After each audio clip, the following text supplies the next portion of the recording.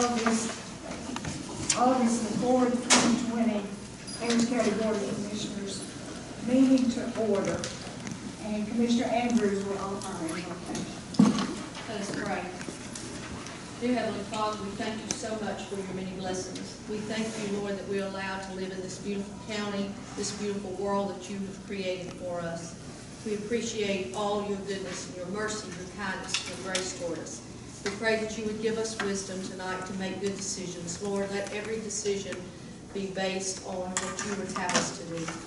Lord, I thank you for all that you've done to protect us. Lord, I pray for those who are sick. I pray for those, Lord, who've been exposed to this terrible virus. Lord, that you would be with them and protect them and keep them. For all of our employees that are on the front lines of this, Lord, we thank you, God, for your protection. Pray that you would be with us. In Jesus' name we pray. Amen. Amen. Join us in our pledge of allegiance. I pledge allegiance to the flag of the United States of America and to the republic for which it stands, one nation, under God, indivisible, with liberty and justice for all. The first item on our agenda is the minutes for the meeting of July 21st, 2020. Is there a motion? So moved. I'll second. All right, there's a motion and a second. Is there any discussion? Okay. All those in favor of approving the minutes, please raise your hand. Okay. Harry, can you hear us? You don't know? He's still trying to get out. How about Russell?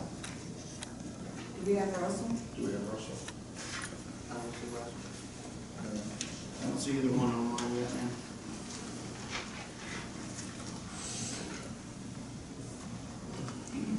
All right, we'll give him a couple of minutes. Are you on?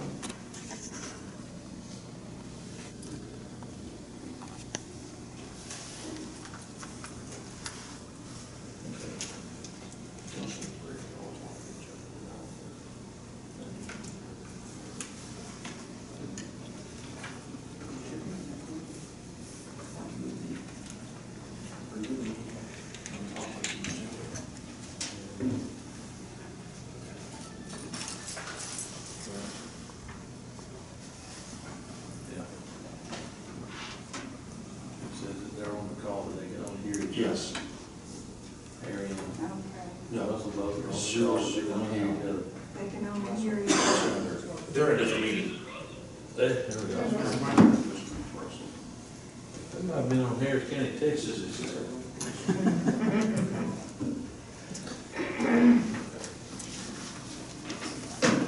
Hey, is this Russell? Yeah, this is Russell. Okay. Is that Harry?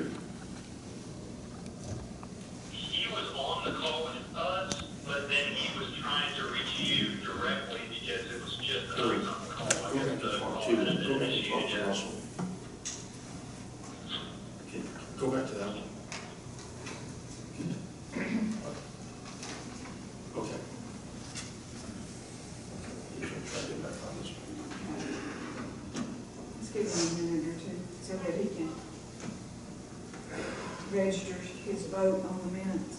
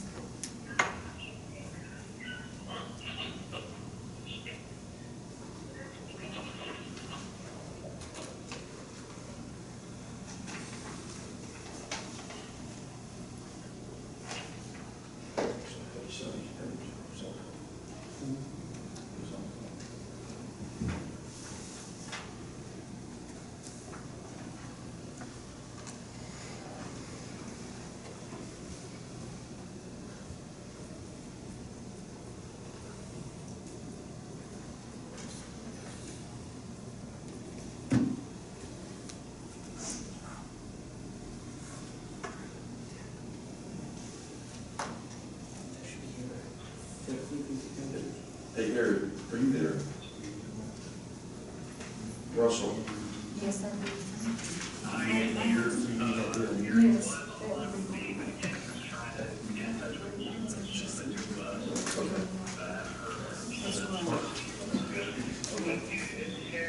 Okay, okay, so Harry. we have, So Russell, we have Russell and Harry. and relay the Harry that we just took a vote on the minutes. Okay, Harry, how do you vote for the minutes? Okay, all right. We're good. All right, thank you. Everyone stay tight. Okay, and I know that I'm a little difficult to hear with my mask on. I will try my best. All right, is there an appearance of citizens Two people that signed up for the public hearing, for? number 14. Okay, 14, okay. All right, is there any old business? No old business? And under new business, many of you are aware that we lost our former county attorney and good friend, John Taylor, to COVID-19 on July the 25th. And we have a resolution of recognition and tribute to John. John was our county attorney for over 20 years, and John was also a good friend to those on the council and many of you. It's a great loss. John had planned to retire on July the 1st, and we wanted to do some small recognition. And Commissioner Grant's going to read the resolution. Resolution of recognition and tribute to John M. Taylor. Whereas John M. Taylor, attorney with Lewis Taylor and Todd in LaGrange, served Harris County for 21 years as county attorney to the Board of Commissioners from July 1999 to June 30, 2020. And whereas John gave the Board of Commissioners expert legal advice and guided the county through many complex and significant legal challenges over the years. And whereas while the Board of Commissioners was able to thank John for his service to the county during the June 6, 2020 meeting, the board was unable to thank John in person before his retirement on June 30. And whereas John died unexpectedly on July 25, 2020 due to complications resulting from COVID-19. And whereas John was a gracious and caring Southern gentleman, a family man, a father, and a grandfather, who was confident in his legal opinions and firm in his statements. And whereas John M. Taylor, as county attorney, offered legal advice, fought the county's complex legal battles, projected a confident legal image for the county, and was a good friend who will be remembered by many. Now therefore be it resolved, in honor, recognition, remembrance, and tribute of John M. Taylor for his dedicated service and commitment to Harris County, that this resolution of appreciation be spread upon the minutes of the Board of Commissioners of Harris County, and that a copy of this resolution be presented to his family. So resolved, this 4th day of August 2020, Harris County Board of Commissioners. That was hard to read, I hate to tell y'all that. That's what I'm saying. I will make the motion that we accept this resolution. Is there a second? Second. All those in favor? This is Harry. Aye. Okay, thank you.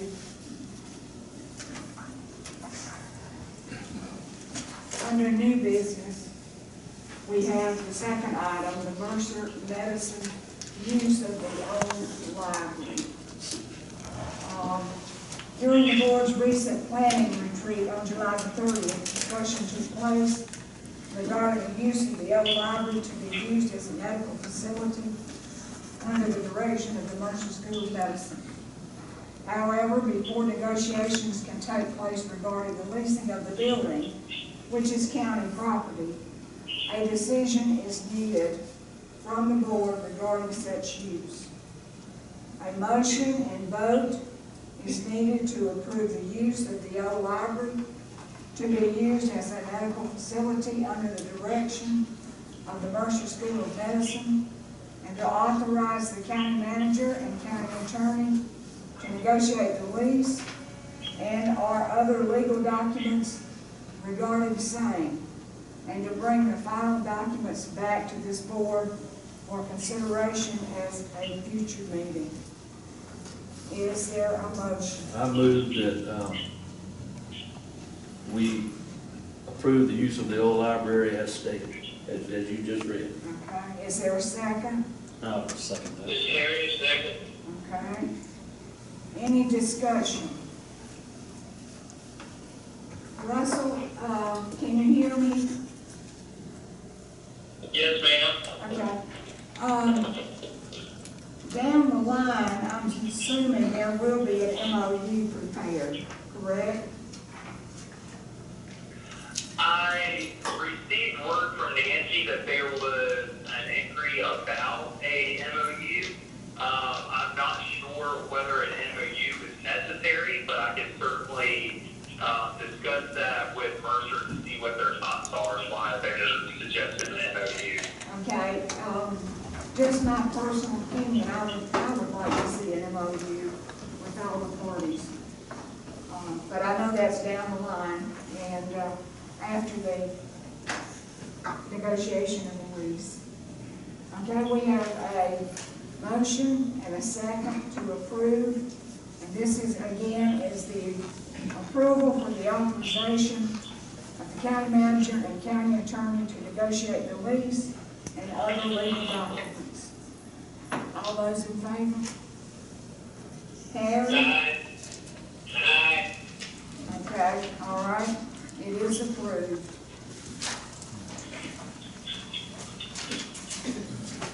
Okay, county manager, you have quite a few to talk about. Only 15 minutes. That's right. Madam Chairman, Board of Commissioners, item number 3, community service fee schedules, amend out-of-county resident fees. Several months ago, the board looked at the community center fee schedules, and it went into effect July 1st. There might be a small wrinkle in it that currently out-of-county fee is $5 per person per day. Now, during the planning retreat of July 30, the board discussed this item concerning out-of-county resident fees. Basically, it is being proposed that that be changed to, as presented in the agenda package on the highlighted in yellow, $5 per day per person, or a one-time registration fee per person of $5, plus an ID card fee per person of $5, and a $100 per person out-of-county fee. And the card is good for 1 year, and when it's renewal in a year, it's $50 per person. If not renewed within 18 months of expiration, the registration process begins over.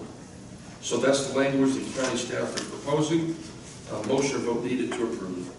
Okay, thank you. Is there a motion? I move we adopt this proposal for the community center rental fee. Okay, is there a second? I will second that. Okay. Is there any discussion? And if approved, it'll go into effect tomorrow. I spoke to several of the people that spoke to me and told them what we had discussed at our retreat, and they all was very supportive of the idea of the $100 for the out-of-county and all that. So they were supportive of what this language says. All right. All those in favor? Harry? Probably can't hear me very well.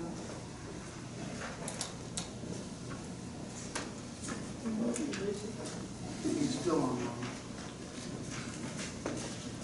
Can you ask him? Harry, you still there? Harry votes yes. Okay, thank you. I'm sorry you didn't use it, but Okay, all right, the motion is approved. Okay, next. The next item is item 4, proposal from Sastry and Associates to improve Guardsmill Road Bridge. The Georgia Department of Transportation visited the bridge in summer of 18 to look at the bridge. Based on inspection, the GDOT is recommending the bridge be improved and recommended that Sastry Associates be engaged by the county to improve the bridge. Sastry Associates has worked with the county before on other bridge repair projects.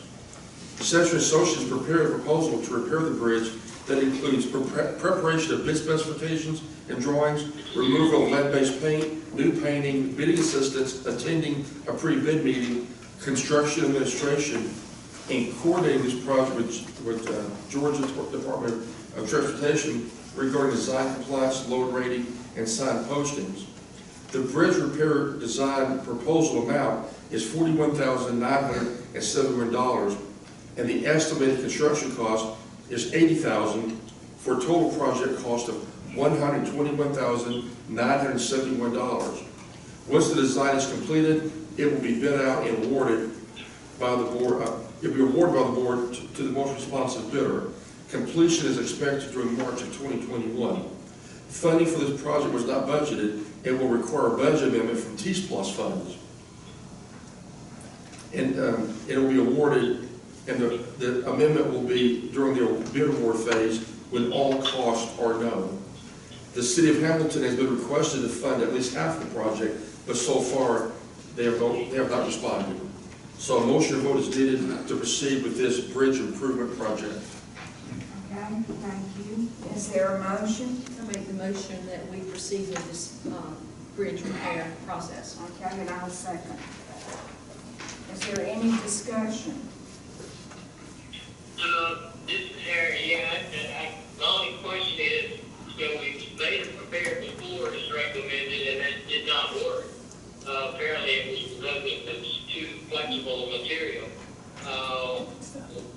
Is part of the specs for this going to be that it be a rigid joining there, or are they going to recover the entire surface of the bridge with asphalt? They want to make sure that we don't have potential of something going wrong with it again. No, the bridge repair design will be a permanent fix, and therefore it's very labor intensive. It's a permanent repair, and it will be an overlay of concrete, and the vertical joints will disappear. The horizontal joints will stay, but the vertical joint will go away. Thank you. Okay. Any other questions or any other discussion? I assume that we're gonna go ahead and do this, whether Hamilton pitches in or not. We hope they will. Right. Okay, anything else? All right, we have a motion and a second to approve the proposal. All those in favor? Aye. Okay, thank you. Motion is approved. The next item, number 5, bid award for 2 ambulances. The current year's budget in the SPLOST 2019 budget in particular contains $400,000 to purchase 2 replacement ambulances for the EMS department. Bid specifications were prepared, distributed, and advertised. On the deadline date of July 23rd, the county received 3 bid responses. One from Custom Truck and Body out of Woodbury, Georgia. Their bid was $365,818. Delivery is 90 to 120 days after delivery of the chassis, which is an extra 6 weeks. First Class Emergency Vehicles from Monroe, North Carolina, their bid was $389,590 with a 120-day delivery after chassis is after receipt of chassis. And ETR out of Juliet, Georgia, their bid was $433,848 with a 120-day after receipt of chassis. County staff has evaluated the submitted bid and is recommending that Custom Truck and Body Works of Woodbury, Georgia, the low bidder, be awarded this bid for a total cost of $365,818, which is $34,182 or 8.5% below budget. This is also the same company that was awarded the previous ambulance bid of several years ago. So we have a very good working relationship. If approved, the 2 replacement ambulances will be 2021 Ford F-450 diesel vehicles and have a delivery date of about February 2021. These are very long lead items. Once delivered, one of the existing old ambulances will remain as a 3rd spare, and the worst ambulance will be declared as surplus county property and be sold through govdeals.com. When completed, the county will have 4 frontline ambulances and 3 spares. Motion vote needed to approve. Okay, thank you. Is there a motion? I move that, Okay, he approve or move. I'll second if he motion. okay. All right, any discussion? Okay, there is a motion to approve and a second. All those in favor? Okay, thank you. Motion is approved. The next item is number 6, bid award for courthouse outdoor air unit replacement. In the approved budget, the facility maintenance department contains $100,000 to install a replacement rooftop outdoor air unit at the county courthouse. County staff prepared bid specifications, distributed those specifications, and advertised. On the deadline date of July 28th, the county received 2 bid responses, one from Comfort Systems USA from Columbus at a cost of $99,442, which includes a 5-year maintenance agreement. The next one is T&D Mechanical out of Columbus. Their bid was $99,941.60. County staff has evaluated the submitted bids and is recommending that Comfort Systems USA, the low bidder, be awarded this bid for a total cost of $99,442, which includes a 5-year maintenance agreement after the initial 1-year warranty expires, which is $558 or less than 1% below budget. If approved, this project can be scheduled to be completed by late September of this year. A motion or vote needed to proceed. Okay, thank you. Is there a motion? I would like to make the motion that we award the bid to T&D Mechanical, even though the business is out of Columbus. They are Harris County residents, and I would like to keep as much business local as possible. Okay, there's a motion to award the bid to T&D Mechanical. Is there a second? I'll second that. Okay, there's a motion and a second. Is there any discussion? I've got a question, please. Looking at the bid, certainly very close, and they end being pretty close to the same thing. What happens after the 5 years? Is there continuing, or is that something we can vote on? Is there continuing maintenance costs each year? Because there is a significant difference between the maintenance costs charged by the 2 applicants. I would say after the 5-year agreement, a new 5-year maintenance cost will be negotiated. Would that necessarily have to be with the installer? I would think it'd be more likely to. The person who installed it needs to maintain it for its life. I would think that would make sense, but if it was $1,500, almost $1,500 difference, so that could mount up, so just caution. But the lowest one is with the one that's recommended. Comfort Systems USA is being recommended because they are the low bidder, and the 3% local bidder's preference does not apply. But the 5-year maintenance contract is lower with T&D Mechanical. Right, but the overall bid, which was I was looking at, Comfort Systems was a low bid. Yeah. If you look at the total cost of both, you're only looking at $499.60 and 60-cent difference. And it's the same identical equipment. Right. So in the long run, after we pay the original cost, the 5-year maintenance cost will be a little less. That's kind of where I was looking at it. And since there was only a $499 and 60-cent difference, and T&D Mechanical, they do live in Harris County. That was my thoughts. If it had been a big difference, I'd probably have different thoughts. I don't know if that was your thoughts, but that was my thoughts. Okay, there is a motion and a second to award the bid to T&D Mechanical. All those in favor? Okay, Terry? Aye. You said aye. Okay, thank you. Thank you. That motion is approved. The next item is number 7, bid award for 2 replacement garbage trucks. The approved solid waste budget contains $400,000 to purchase 2 replacement 20 cubic yard garbage trucks for the solid waste department. County staff prepared bid specifications, distributed those and advertised. On the deadline date of July 23rd, the county received 4 bid responses. From Georgia Kenworth from Ableton, 4-Star Freightliner out of Montgomery, Alabama, Peterbilt of Atlanta from Jackson, Georgia, and Crane Carrier Company out of New Philadelphia, Ohio. The low bid was Peterbilt of Atlanta with a bid, so you can see their bids. They range from $321,388 all the way to $447,750. County staff evaluated the submitted bids and is recommending that Peterbilt of Atlanta be awarded this bid for a total cost of $333,847.34, which is $66,152.66, or 16.5% below budget. This company is the only company that meets all bid specifications and is the same company that was awarded the previous garbage truck bid.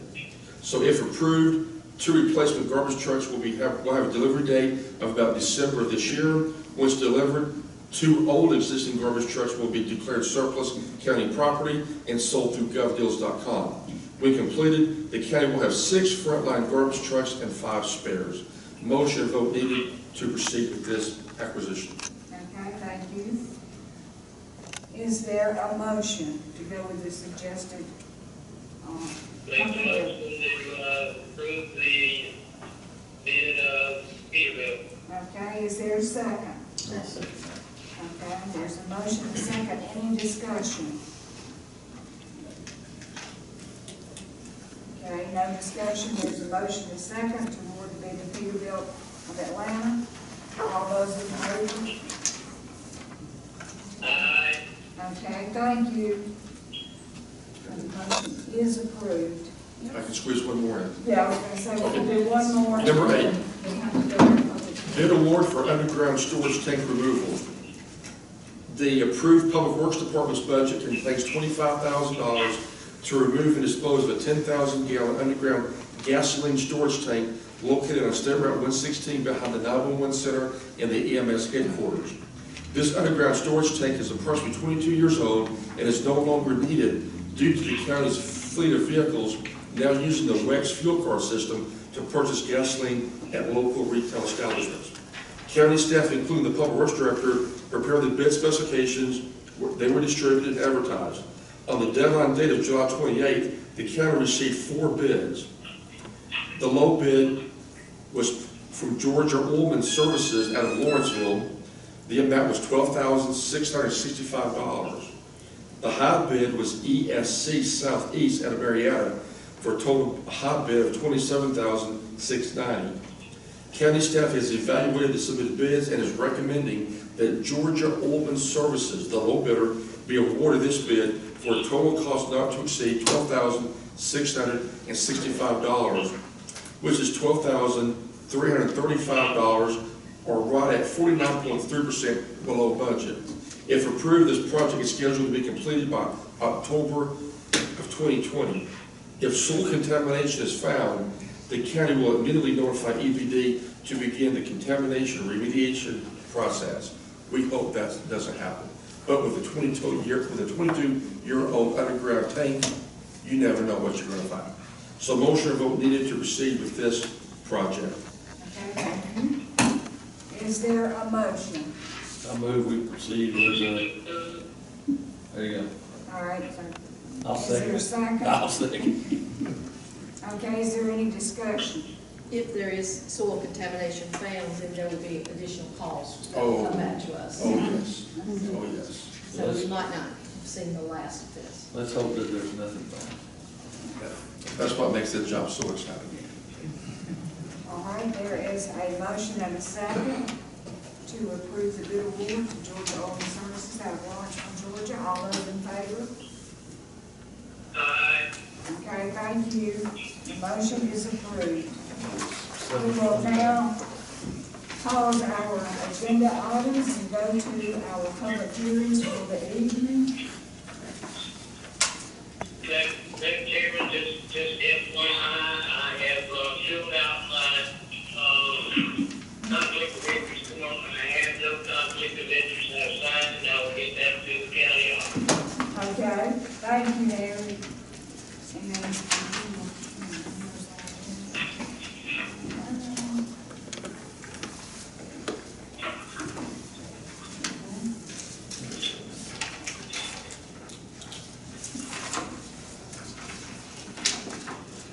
and I will give you a quick overview of our public hearing procedures. I will call the public hearing to order. We'll have a reading of the application, a presentation by the applicant or his or her representative, and then we will ask for comments of those who are in favor of the application, and also comments by those who are in opposition of the application. We then will have a summary or a rebuttal by the applicant. Then we will close the public hearing and action will be taken on the application. So our first public hearing call to order, and it is a zoning text amendment. The applicant is the Harris County Board of Commissioners. The reason is because the Board of Commissioners recently amended the alcohol ordinance to allow wineries in the county, and that is in A1 districts on 5 acres or more. An amendment is needed to the zoning ordinance. The amendment will be Article 4, Section 2, page CAD 26 of the zoning ordinance, to add winery as a category number 151 in the matrix. The Planning Commission recommendation is for approval, and the staff recommendation is also for approval. Obviously, I don't think we need a presentation, but are there any comments in favor of this text amendment? There are no comments in favor, comments in opposition. And no comments in opposition. So we will close the public hearing, and I will ask for a motion.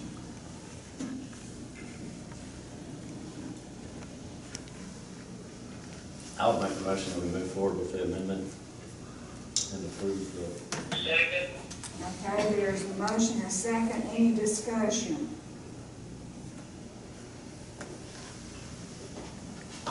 No discussion? All right, there's a motion and a second to approve the text amendment.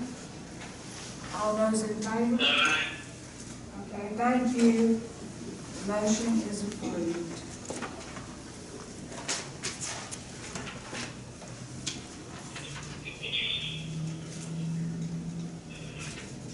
Our second public hearing tonight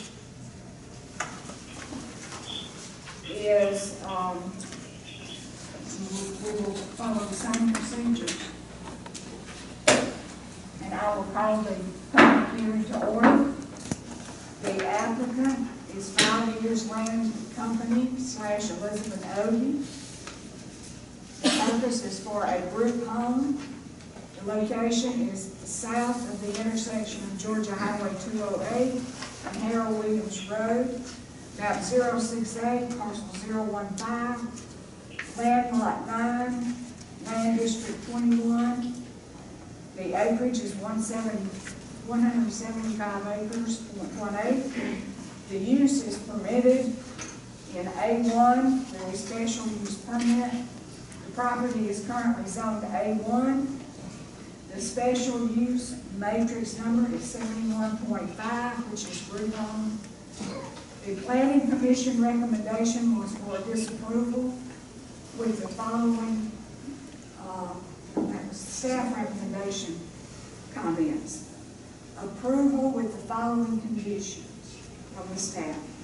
Number 1, maintain minimum wooded buffer of 100 feet on all sides of the facility site. 2 is number of residents shall not exceed 12 girls.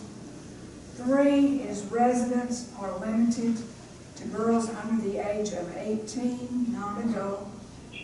And 4, residents shall be under 24-hour supervision, watchful oversight, and staff shall be present at all times.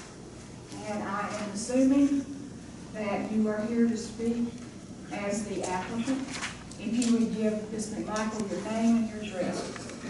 Yes, ma'am. My name is Bob Kidd. I'm an architect, and I helped develop some of the conceptual plans for this, and here to speak. And My name is Gene Weldon. I'm a board member, supporter of the organization. Okay, is there, you have some remarks you'd like to make? Beg your pardon? Do you have some remarks you'd like to share with the board? Well, I had prepared, it sounds as though there may have been a change slightly in the recommendation. Did I hear? There was on the staff recommendation? Yes. There was? No? No, that's the original staff recommendation. Okay. Okay, But that's the okay. recommendation from the planning commission was to deny.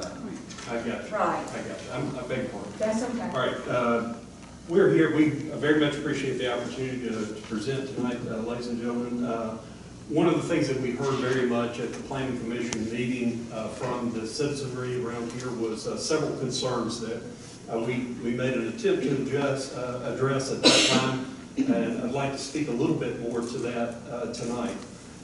First, one of the biggest concerns that seemed to be in the room was the amount of land that was being proposed for the special use application, i.e. the entire 175-acre parcel that we were looking at.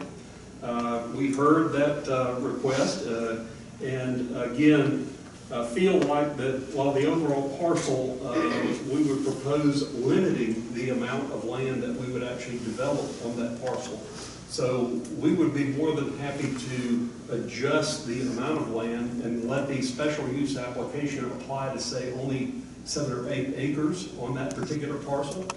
We further heard issues about setbacks and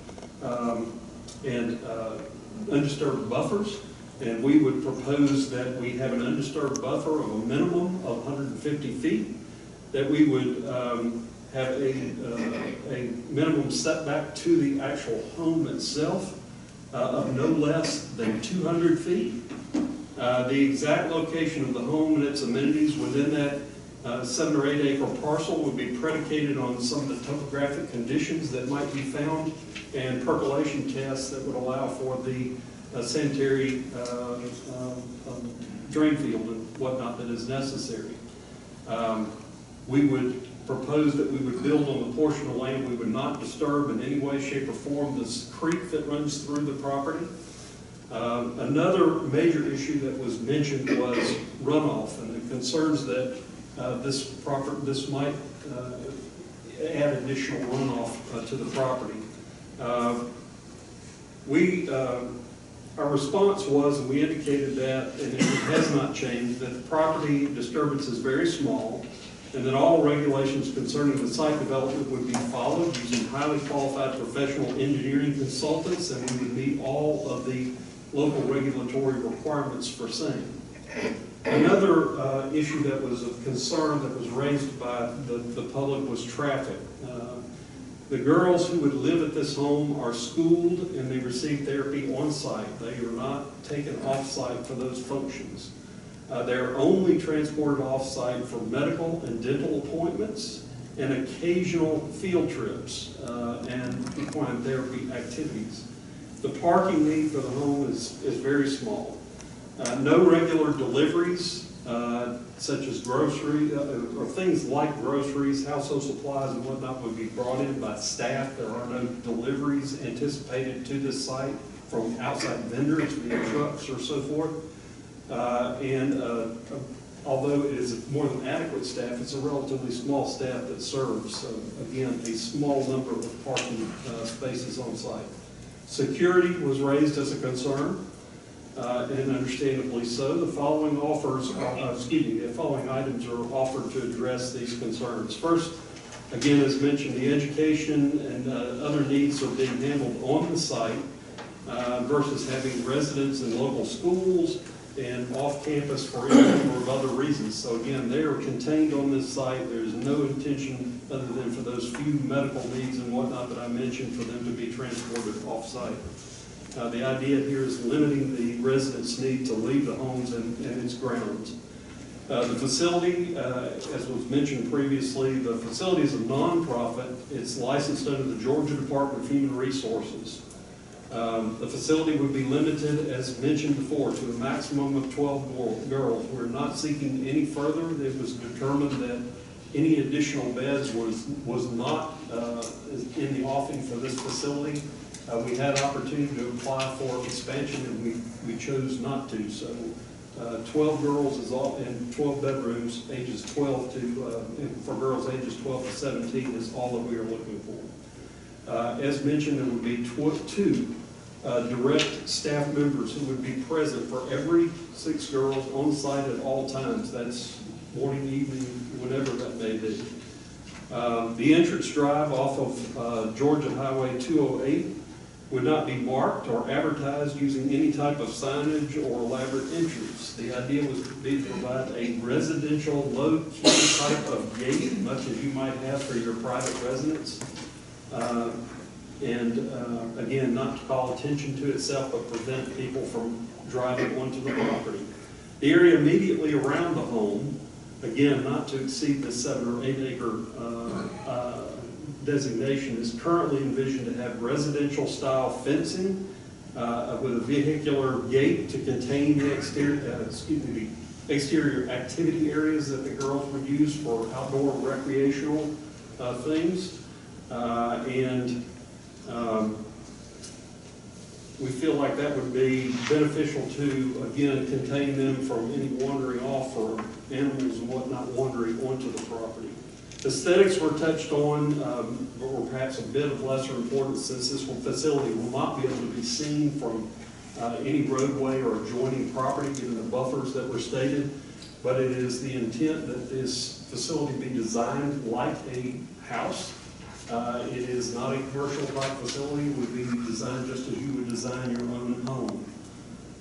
Just perhaps a bit larger, again, roughly 8,000 square feet. That is basically most of the items that were raised. There may be some others that we have an opportunity to present to if they further come up. And Gene, I'll let you speak a little further. Like I said, I'm involved with the organization, just support it a lot, and believe in the mission of the organization. So I kind of wanted to hit on a couple things that I think I've communicated, but was just trying to, do something about some misinformation that was out there, some things that people may be afraid of because they haven't been educated, and those kind of things. So the things I want to hit on were schools were a major point of contention. Were these girls going to be in our public schools? They will not. Just want to make sure everyone understands that. I've spoken to Dr. Finney. He was totally acceptable to everything and understood and offered his support and would answer any questions he said that may come up for schools, but they will be educated on site. And that's due to the abuse they've undertaken, because we don't want them to leave the facility. We want them to be there so the therapy can continue to happen and they're not, exposed to schools and other kids right now. Public service is another thing that I know we've met with the sheriff and talked to him, and he was concerned about how much public service would be having to go to this facility. The facility that we're modeling after only had 2 calls to EMS in a year. So it's a little unfair that we are kind of get grouped into a group home, because that's the zoning and that's the name of it. But that's not really what we are. We're more of a therapy center. So public service, so EMTs and sheriff's office will not have to visit this facility a lot. And we've talked through that with him. One other point I believe he's offered his support was he was worried that he may have to do transportation for the girls. If something came up, they are from out of the county, they may have to transport the girls, and we're committed that will not be something they will have to do. Unless it's an emergency, we will take care of the transportation. And the reason there is we would not want to subject them to any further trauma. So our whole goal is to treat the girls. So introducing them to a police officer that they don't know, to transport them 100 miles away is not going to be in their best interest, so it's not what we would want to do. The other things I want to hit on, I know Bob mentioned traffic. I live very close to this facility. I live on Denny Road. This is on 208, so it's about 2 left turns and I'm there. I've lived in Harris County my whole life. I've never been in traffic on Highway 208. I don't know that it exists. So I drive up and down the road constantly. I don't believe that this facility, like Bob said, this facility will create traffic issues on Highway 208. You'll have a very limited number of staff, some who stay overnight, so it will not be a revolving door. But I just don't think traffic is going to be an issue. Other concerns, safety I think was the biggest thing, and that kind of struck home for me as well. I do live close to the facility. I have little kids, 3 of them, and so I asked myself, you know, if I was a neighbor, which I am, would I be concerned? You know, would I want this facility built right next to my home? And it's not far. And I think I understand the reticence and the fear that could be involved with it. But as I learn more facts about what they're doing, who's doing it, who they're treating, and the need for it, I start to kind of think, I think I would be okay with that. And then I think about the alternative. It's 175 acres. If you put 10 homes on 175 acres, I would be more concerned about 10 neighbors that I don't know, with children, with families, with people visiting them, rather than 12 girls that have a lot of oversight. So that's where I kind of feel like you could lean your support and you know, get past some of that fear. In closing, our goal is to fill a gap that's desperately needed in our state to protect these girls and give them a great chance at a life that like we all enjoy. So that's the goal, is to really get them past the abuse that they've undergone. So I think I don't want anyone to be fooled to thinking that this type of abuse happens to those type people or will never affect me or my family. It absolutely could, and unfortunately is going that way. My children, you know, your children, your grandchildren are at risk of this ever-growing problem. So I just ask and kind of plead with you that, you know, when you see news stories and statistics and hear personal accounts of this type of abuse happening, you know, you have an opportunity to be a roadblock now for people that are dedicating their life to help these kids. Or you have an opportunity to remove those barriers and, you know, and let these people do what they've been called to do, which is serve these little girls. So that's all I got. I have a question. What type of security do you employ? Do you have security guards? What do you have? So we would have a minimum of 2 trained staff there for every 6 girls. So at night, if we're at max capacity, we'll have 12 girls and 4 staff, and they'll be there overnight all the time.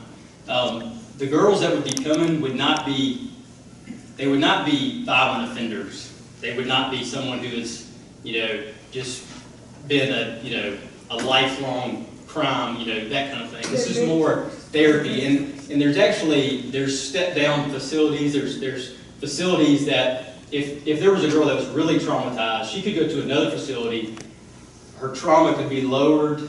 She could be, you know, a lot of other things happening to make sure that she's of the level to visit our facility, to come to our facility. So we would not be taking someone that you would be worried about breaking into your home and, you know, that kind of stuff. It's more we get them when it's time, when they're ready to be with us, and the normal time frame is like 13 months. That was my second question. Yeah. What was the normal stay? So 13 months, it's not always that, but to complete the full therapy program, it would be 13 full months. And the facility we're modeling after, the numbers are just incredible that they're seeing. They're getting over 80% of the girls that go through their program have a life, a different life on the other side. So 80% success rate, you know, when dealing with this kind of stuff is amazing. Okay, and back to my question on security, I was looking at both sides. Yes, sir. Both for our residents, but for the girls themselves also. Mm-hmm. Yeah, I think that the goal is that we would not take girls that would be a major concern. So we would not initially go into it with, you know, full-on security guards and that kind of thing. We would evaluate the situation if we ever felt like we needed that. But those are the facilities that would house the girls potentially first. And those facilities would have those kind of security. But once their trauma is lowered and they come to us for therapy, it's not a situation, it's not a prison. We won't have 10-foot chain link fences and barbed wire. it's going to be therapy. Not to say that these girls won't have, problems. I mean, they've been through terrible situations, but they're not criminals, and they're going to be ministered to. They're going to be going through, we're going to have art classes, church services, equine therapy, gardening, anything that we can to make them see there's a life on the other side. Have you ever had any instances where a third party might try to reach out to one of the girls? So that is something that that we've talked about, and we actually talked to the sheriff about it because it was something some neighbors brought up to me. And truthfully, I didn't see a lot of the pushback we got from them. I was like, traffic, I don't understand that pushback. I do understand the pushback. Hey, what if someone comes looking for these girls? So I addressed that specifically with the sheriff, and immediately his response was, that's not a problem. He said, unfortunately, is that they're too easy to come by. And that's a very sad statement, but no one's going to travel to get a girl when they can get another one. A lot easier than having to find a location and go through all those steps. So he immediately, we asked him, is this a concern of yours? He immediately said no, not at all. Has anybody any questions for these two gentlemen? Who assigns the girls to this program? So they could come from a couple different avenues. I know that we have to work with DJJ, the Department of Juvenile Justice. DFACs could be involved, but mostly anyone that is rescued, it would go through those channels. So the interesting thing is that we are a nonprofit, so we will not operate through state funds to fully fund us. We will get some state funds because we're filling a need that the state needs so bad, but they will only fund us to like 80%. We have to fill the gap the other 20%. We have incredible backers. People have been doing this, been doing it over a decade, getting to this point. So it's all in the interest of the girls. In my previous experience with homes like this, the intention has been that the girls would receive their education there on site. But in my experience, sometimes the girls' needs are so great that financially the nonprofit can't provide all those services, and the common sense thing to do is to put them in a public school where the services are free. So you say that these girls will be educated at that site. Yes, So ma'am. if you get a child whose needs are far greater than you can handle, what happens then? So we, and I don't know the exact metrics, but if it's a special needs or something situation like that, we will not accept someone that needs that level. Their IQ has to be a certain level, that kind of thing. And then the other part of it, there's a facility in Atlanta that we're modeling after, and they're the gold standard, and we're taking it a step above that. They have on-staff teachers there. So the nature of their abuse, there is no way they will ever go to a public school, ever. Yeah. And then have them in public schools. But it would be a tragedy if they did. So that would be a tragedy. If DJJ assigns a girl to your facility, can you determine that you're not going to accept that child? Or if the child gets there and doesn't fit your parameters, can you say this is not the right setting for this child and Yes, remove that child? Yes, ma'am, and there's several steps of placing that they go through. They want to make sure that they're not placing a child in a location where there's another child. So there's a lot of filters that go through for us to take a child. And yes, absolutely, if it's too much to handle or it's obvious that a child is not a fit, then there would have to be other avenues. I mean, we're really set up, like so we keep saying, it, therapeutic treatment facility. And the great thing is that we're not doing this for the first time. There is a organization in Atlanta that is just amazing success stories, and so that is who we're modeling after. And again, trying to take it a step further.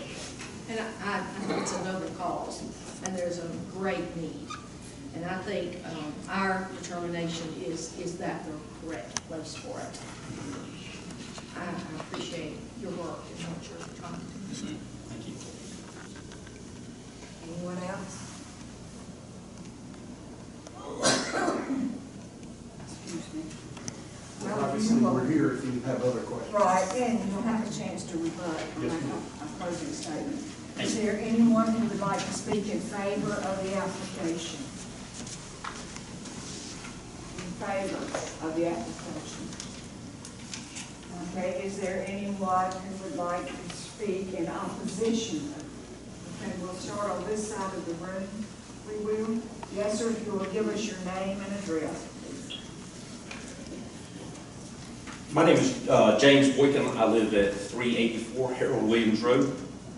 I made the very first meeting that obviously got canceled. I was on vacation for the second one, so, you know, I've caught cliff notes, things like that. So some things that I have, kind of a few points. One, just listening to the second fellow talk there, I draw a lot of concern off of the I thinks, they should be's, you know, there seems like a lot of vagueness, you know, the several steps. You know, there seems like a lot of doubt in the answers. You know, I feel like if there was, you know, a direct question, there should be a direct, you know, if we're this confident about what we're doing, we should know the answers to the questions, you know, whether it be, what do they do when they go to a public school? Well, I mean, they might make it through the vetting process. Once you have the child, you just can't say, this just doesn't work, and we just, you know, and tomorrow they're gone. I don't feel like, you know, I don't feel like that's going to get, you know, remedied that quick. Just, you know, if this is a violent child, you know, if something happens to where, you know, this, you know, kids start acting out, again, to your point about the, you know, will the staff on site be able to handle that? So, you know, that's just kind of my take on what he had to say about that. My largest concern has to do with the zoning and we're a private funding. So the hypothetical is everything gets approved, and public funding or private funding is, you know, moves right along, everything's great, it's a great thing for the community. These girls are getting help, whatever, it's not a problem for anybody. 5 years in, private funding goes, I'm gonna have to start cutting some, you know, cutting some things back here, and their program becomes one of those. Now what we have is this 8,000 square foot facility that could be potentially used for other things, because now it is a group home. Does it become a halfway house? You know, how do we prevent something else? You know, if they were to disband, how do we prevent something else from coming in there that now where we go, okay, well, they're all little girls, okay? I mean, I have one, you know, so, I mean, don't think that this doesn't speak to me a little, because, you know, I have a daughter who's here, but my concern, though, is the future. You know, we have 4 generations living on our property. And I just couldn't imagine another, you know, the facility becoming something else, and now it is a problem, you know, for my family, you know, from a violent aspect, because as he said, you know, these are non-violent offenders. What happens when the facility maybe is like, oh, well, it fits the parameters, and it's already here, and we already gave them a special use, so I guess we have to let, you know, fill in the blank, whatever the next, you know, whatever the next thing that could come along is. So that was my largest concern. You know, so, you know, that's kind of where I stand with things as far as, you know, more so the long-term aspect of things. You know, I'm against it 100%. I mean, I just don't, I feel like, you know, is there a need for it? Yes. We're all secluded and all this stuff. Let's pick a spot on 208 that is literally marked on the road as a residential area. Please slow down. This is a residential area. Why are we putting something that needs to be so secluded literally in a residential area? I mean, think of the tens of thousands of acres in this county. I mean, isn't there a Girl Scout camp that's close, you know, I mean, thinking about, being secluded would, just doesn't seem like building something, and I know it's free property and, the perks, this and that, I mean, I get that, but, the location just doesn't seem like, fits the mission statement there. Just a second. Yes, ma'am. Brian Williams is our Director of Community Development. Can you answer this question about what happens if this were to, say, If it were to change, it Yes. would not, it could not change based on the application that they've applied for. It could not change to another use unless it was brought back before the council. It is specifically for its labeled application.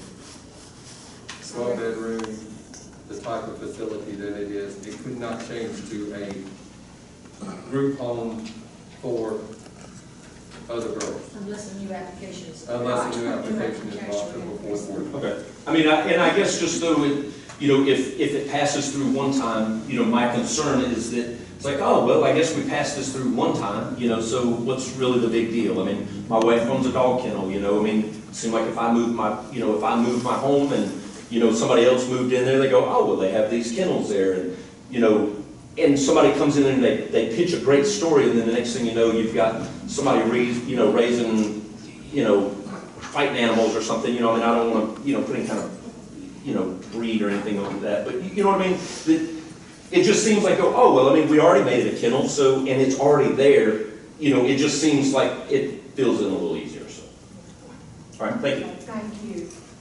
Okay, anyone else? Okay, sir.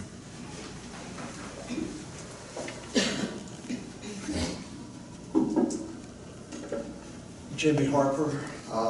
My wife and I, Christina, live on 43 acres at 1798 Georgia Highway 208, and we share approximately 3/4 of a mile on the western boundary with the 5 Years Land Company property that we're discussing tonight. So we're significantly impacted by what that we're talking about tonight. And let me just start out by saying, when you talk about 150 feet buffer, these folks have already cleared a 30-foot wide buffer.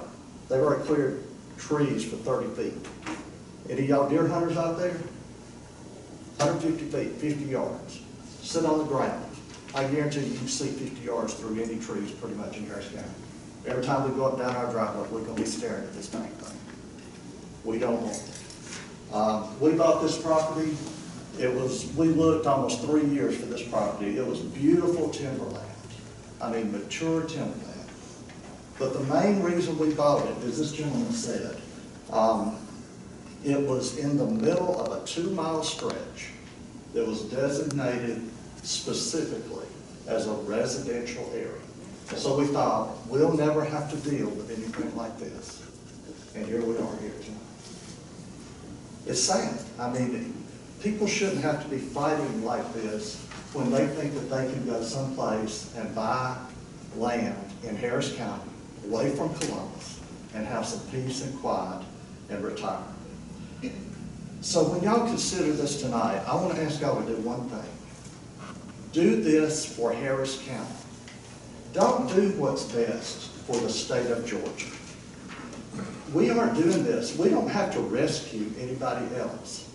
Girls aren't coming to this from Harris County. We're going to be asked to save the girls from Atlanta. Governor Kemp wants us to help him out. We don't need to be helping them. We might get an occasional girl from Harris County, but if we do, it'll just be a rare situation.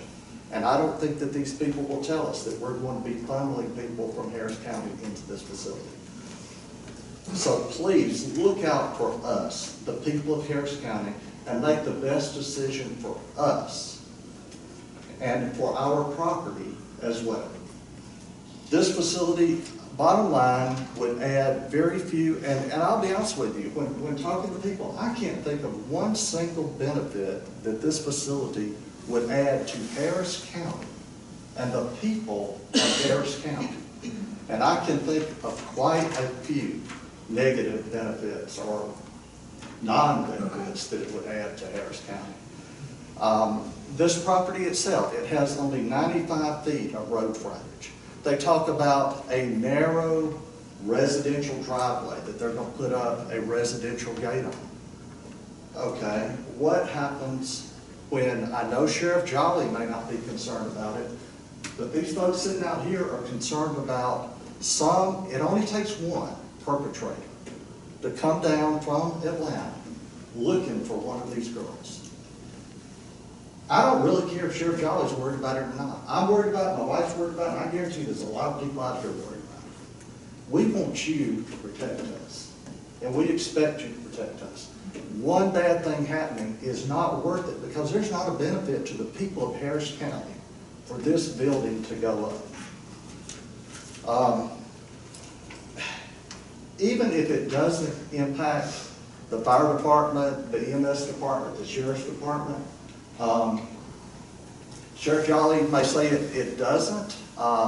He's got a letter on file saying that he's opposed to it. These folks have had a month to get a letter from him saying that he's for it. I don't see a letter from him. They have one. Do they? Okay. I don't know why they didn't present it tonight. It was handed to the. Okay. Yeah. As usual, we're kept in the dark as neighbors to the property.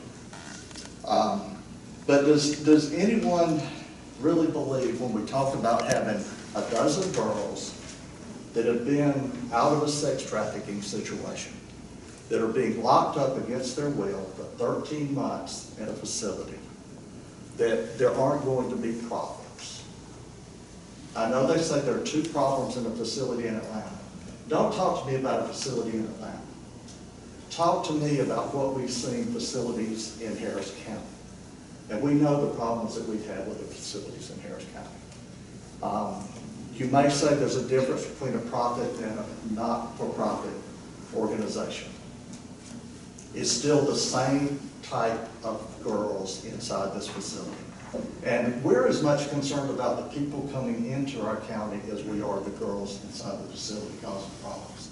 And these people out here don't want to hear fire and ambulance and sheriff's deputies' cars going up and down to this facility day and night. And I will tell you the truth, you know, Mr. Weldon, if you live on Denny Road and call yourself a neighbor to this property, you ain't even close, son. Come sit at one of our driveways on Highway 208 from 7 to 9 in the morning, from 2:15 till 4:15 in the afternoon, from about 4:30 till about 6:30. You can't hardly get up our driveway. So any of y'all that's gone down 208, y'all know what I'm talking about. I mean, it's very easy to say that you're a neighbor to something when you want it to happen. But when you live it, that's what's important. So let me just tell you, there's plenty of traffic on 208, and when this driveway is going to intersect Harold Williams Road, where we've already had several bad accidents just this year, we don't need that kind of problems anyway. So I want to close by saying there's not, I hope, there's not a single person in this room that's against this type of facility that doesn't want to help these girls. This just isn't the right place for it. You don't stick it into an existing residential area that's got a bunch of happy people and essentially stick what is, I mean, for lack of a better word, a hotel that's got a fence around it. And it's a commercial development that shouldn't be there. And I would just ask you, as you start to vote on this, to ask yourself, is this something that Harris County is going to get a benefit from? Would you want it in your neighborhood? And would you feel comfortable if it was built next door to you? Thank you. Thank you, Mr. Walker. Anyone else?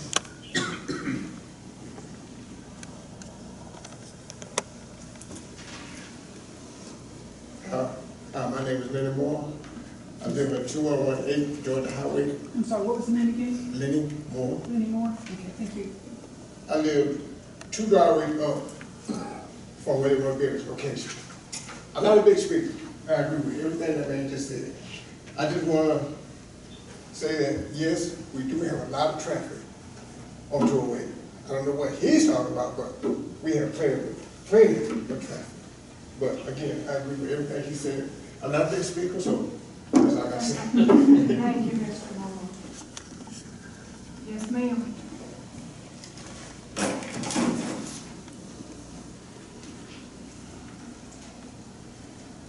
My name is Jenny Ekman. I live at 339 Harold Williams Road. Harris County is a very generous county. We already have a girls' home and a boys' home here, which the county supports, with school and the sheriff and the EMS, and they are called a lot. Now, this gentleman says they will not be called to this facility, which is kind of hard for me to believe. He also said in the prior meeting that there's bars on the windows. The girls are under 24-hour surveillance. There'll be 4 people there for security 24 hours a day. Then you've got your counselors, your teachers, and I'm not sure how many other people that will be coming in, but that's quite a few coming in and out every day. The road, their entrance in Harold Williams Road is probably, I don't know, 5 foot apart. There's already been 2 bad wrecks just this year at the end of Harold Williams Road. And I know because I'm a volunteer fireman for Waverly Hall, and I was called to respond to both of them. So I do see a lot of accidents happen with that additional traffic coming in, going out, and unless, no matter what, you've got that additional traffic. And I do believe there'll be a lot of wrecks from that. There's a hill that people have to cut the top, and unfortunately, they're not going slow. I drive 50 miles an hour myself. I think the speed limit's 45, and people pass me every morning as I go to work. So there'll be a lot of wrecks. And like I said, we're a very generous county. We already have 2 homes in this county. I do not think we need to support a 3rd one. And I do have a concern, like other people that have spoken, that this does fail. Then we have a facility that somebody else is going to take over and do something in this facility. Now, I know they have to come up for the board, but like you said, if they say it's going to be a group home or anything, it's already there and it's already been approved for this. And the gentleman at the prior meeting also suggested that Harris County was going to have to help fill in that gap that the state won't provide. I know he says he's got some very good backers, but things happen. And I'm very concerned. And I would ask you to vote no. Thank you, ma'am. Okay, anyone else?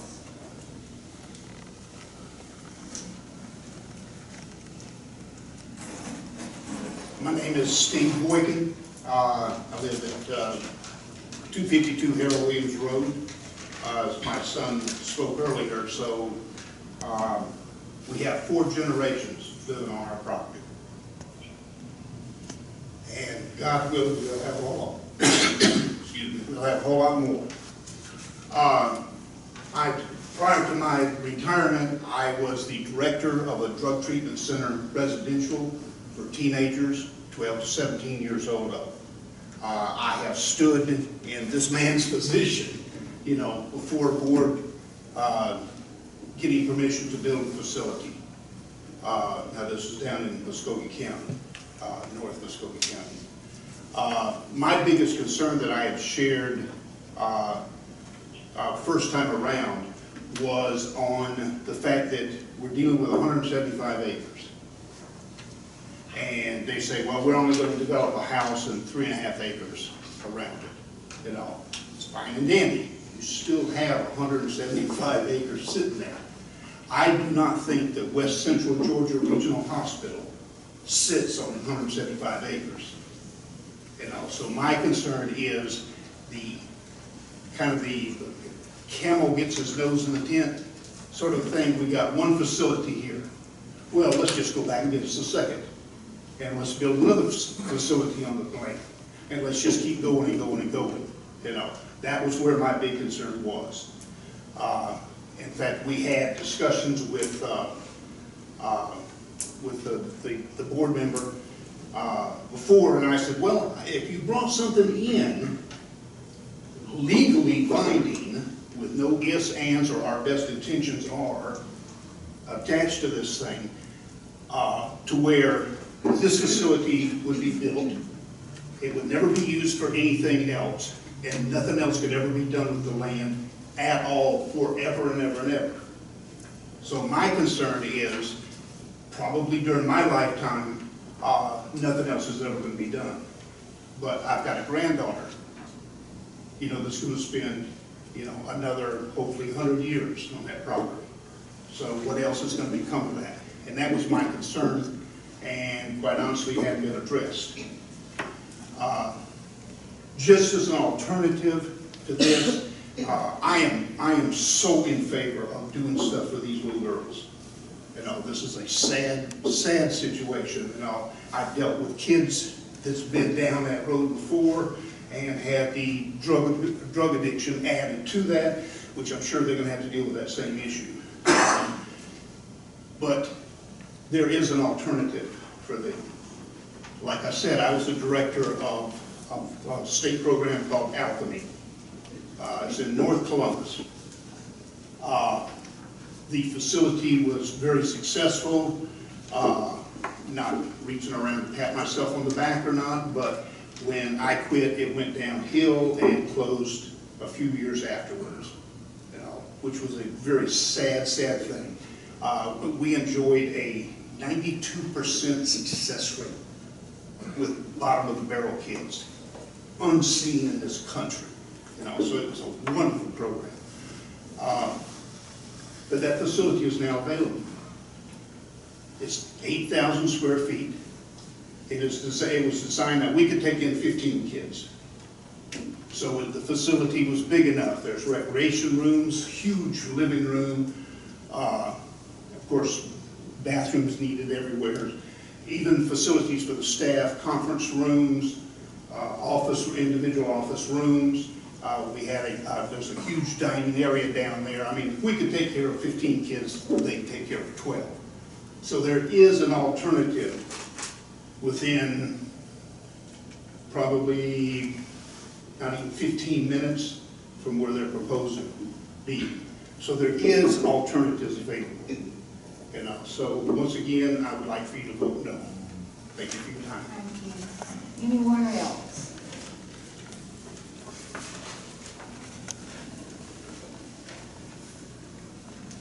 My name is Tommy Hightower. I live at 339 Harrowing Road.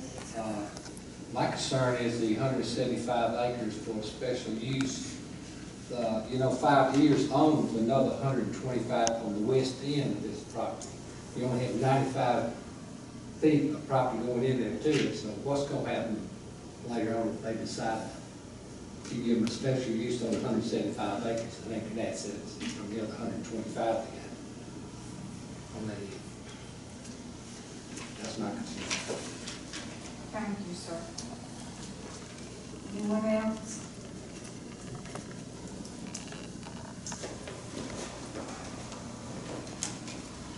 My name is Christina Harper, 1798 Georgia Highway 208. I'm right beside that land. I'm not a speaker, so I get emotional. I don't do that. That's okay.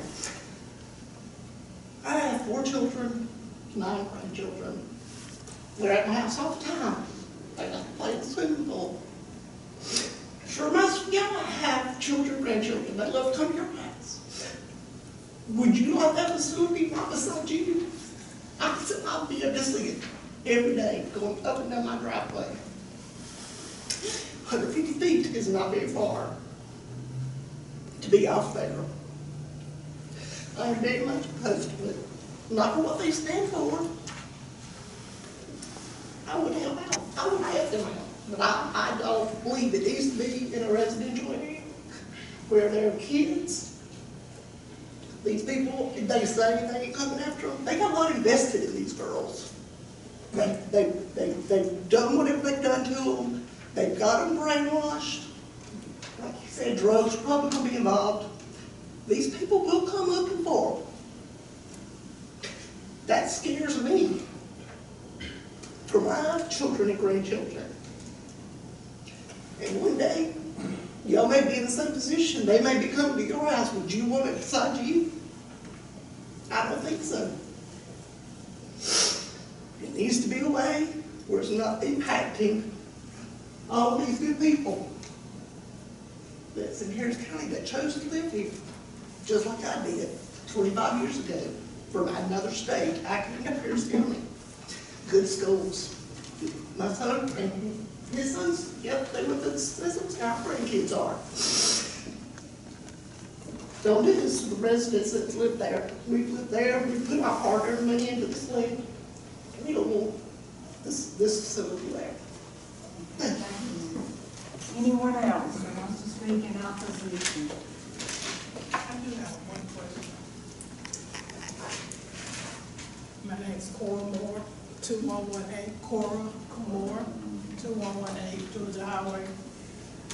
They say that they're modeling after the place in Atlanta. I guess my question is this place in Atlanta in a residential area? I just want them to answer that question. Anyone else? My name is Mark Ekman. I live at 339 Harold Williams Road. And I'm completely opposed to this. If they've got a facility in Atlanta that's so great, why don't we expand on that? I don't see any reason this county, we moved here because of the rural nature of this county. And I feel like it's like putting that step in the door. Once we open it up and you approve it, 5 years down the road, 4 years down the road, we're going to be right back here going for an expansion. And then 4 or 5 years later, it's going to be another little expansion. It's not going to be that bad. Maybe just 10 more girls. Just maybe this time we're going to maybe it's just going to be a drug rehab just for maybe young boys this time. We got to do it for the kids.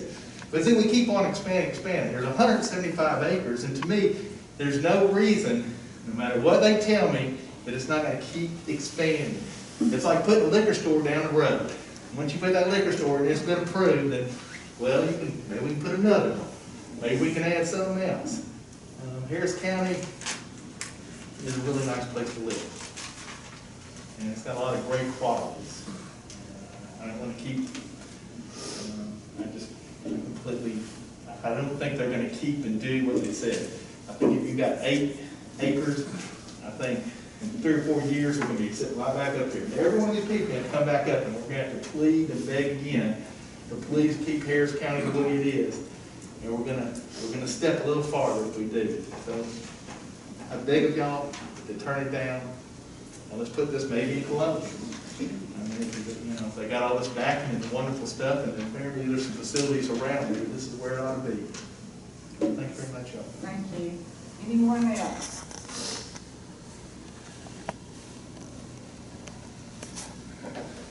Okay, good. Okay.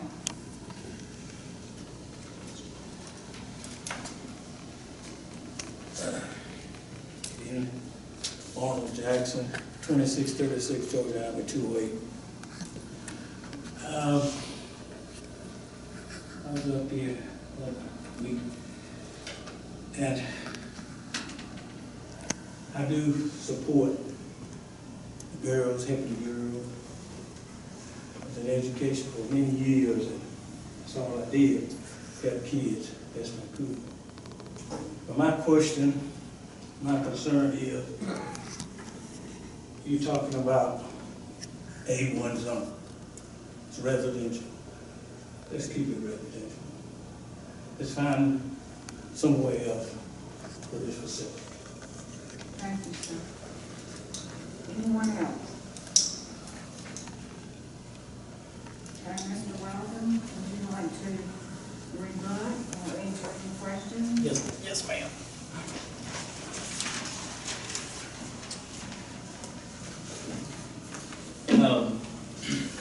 Goodness. I know a lot of people talk about how long they've been here. I guess I ought to add that. My family's been here for 80 years, so maybe I can go toe-to-toe with anyone on that.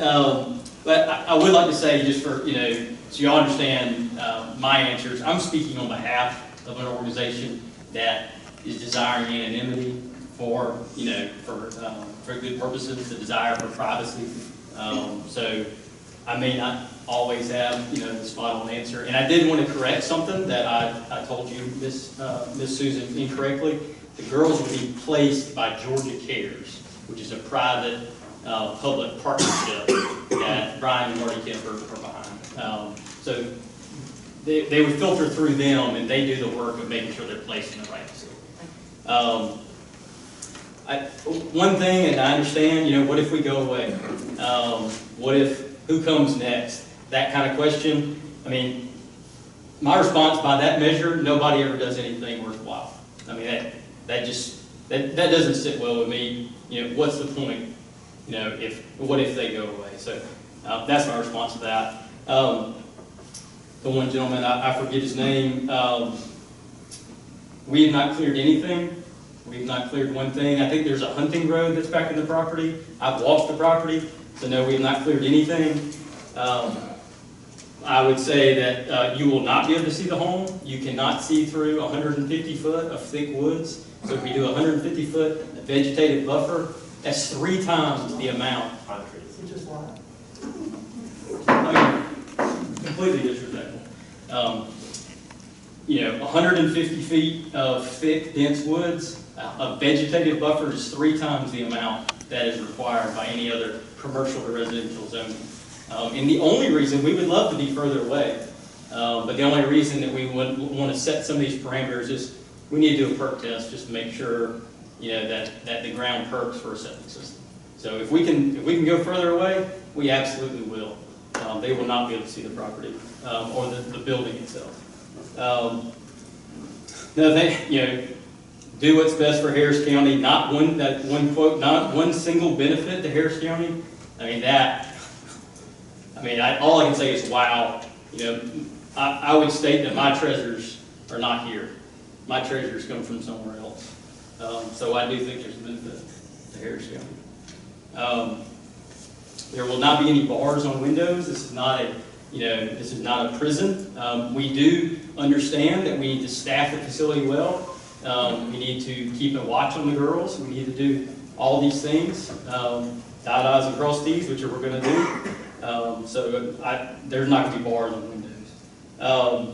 Harris County will not fill a financial gap. I'm not sure this board would vote to give us money, or that would even be an option. If you would personally like to give, we would love that. But no, Harris County will not fill a financial gap for us. Concerns about the size of the property, again, we've tried to address that. We want privacy, so we're willing, if people are concerned, to again go down to 8 acres of 175. I think that's like 5% or less that we would build a facility on. We have a long driveway that we would get back to the facility and then have a small amount that we would develop. Everything else would stay wooded and not touched. Obviously a big word in our county is staying rural. Let's keep it rural. To me, when I go through the filter of I love to keep things rural, this is your opportunity. This is 175 acres that could go undeveloped except for 8 acres. Or, yet generations to come, one person sells their property and there'll be 100 homes back there. And then you're going to be wishing that this had been approved, or at least I think the neighbors would. I would prefer this rather than 100 homes across the street from my home.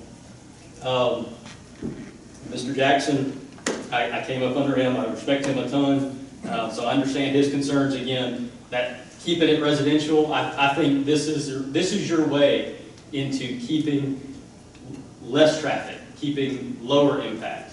Is to build an 8,000 square foot facility. There's bigger houses on Lake Harding than 8,000 square foot in the middle of 175 acres. So to me, that's kind of the opportunity. The last thing I would say, and sorry, I'm kind of rambling on. I would never want to be, I never want to be the person that says, I feel sorry for them. We know these girls deserve help. Someone should help them. somebody ought to do something. And then in turn say, but not me, not in my backyard, let someone else do it. Well, the people that are behind this are stepping in to fill this gap, to do something. So, to me, I think we get out of the way. Thank you. Gene covered everything I was saying. All right, we will close the public hearing, and I will ask for a motion.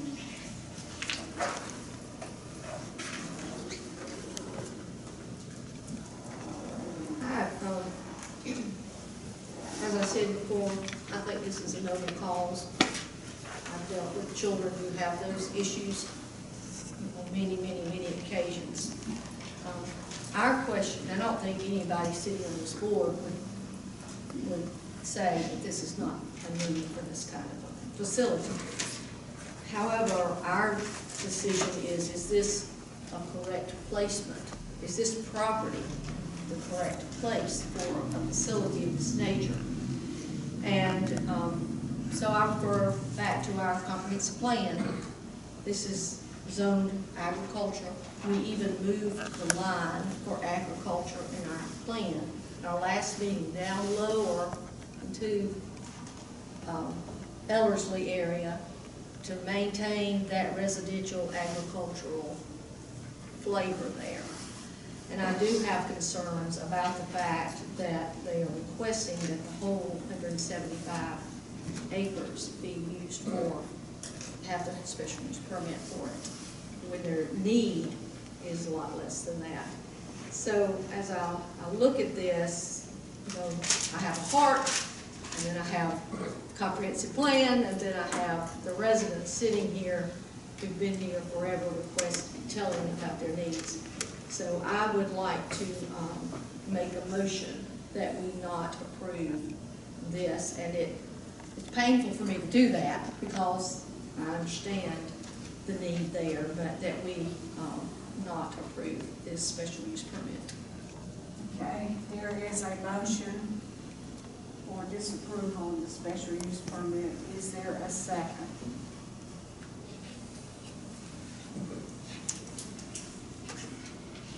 Do you know if you have Harry still on the line? Can he hear? Harry, can you hear us? Yes, I can, thank you. We hadn't heard from him in a while. I just want to make sure he was still there. You know, I agree with Susan that it's a really tough decision for any of us, and I've said many times that this board must make decisions with their head that they would like to make with their heart. And you can't do that a lot of times. I have researched this. I think it's a wonderful program. I also have concerns about it being in a mostly residential area. And I'll tell you, folks, it's tough. Some of these decisions are tough because I think they also need help. It's a concern of mine. I have 2 daughters and 3 granddaughters. And to me, that would be horrible for any of them to have to go through what these young ladies have had to face. But I also have to question, is this the right location? And I have been involved in the past in some zoning issues that were definitely not the right location. So, and I'm like Susan, it's hard to do this, but I will have to make the second that we deny. So, is there any discussion? Yeah, I have one question. I don't know if I got answered, but Ms. Moore asked a question of where the facility in Atlanta is it in residential or not? So is the facility in Atlanta in a residential area or not in a residential area? I think it is. It's probably not. It is residential and somewhat industrial, like you run into it in Atlanta. So. Madam Chair, may I ask Mr. Jackson a question? Mr. Jackson, we live right nearby. How is your internet service on 208, because this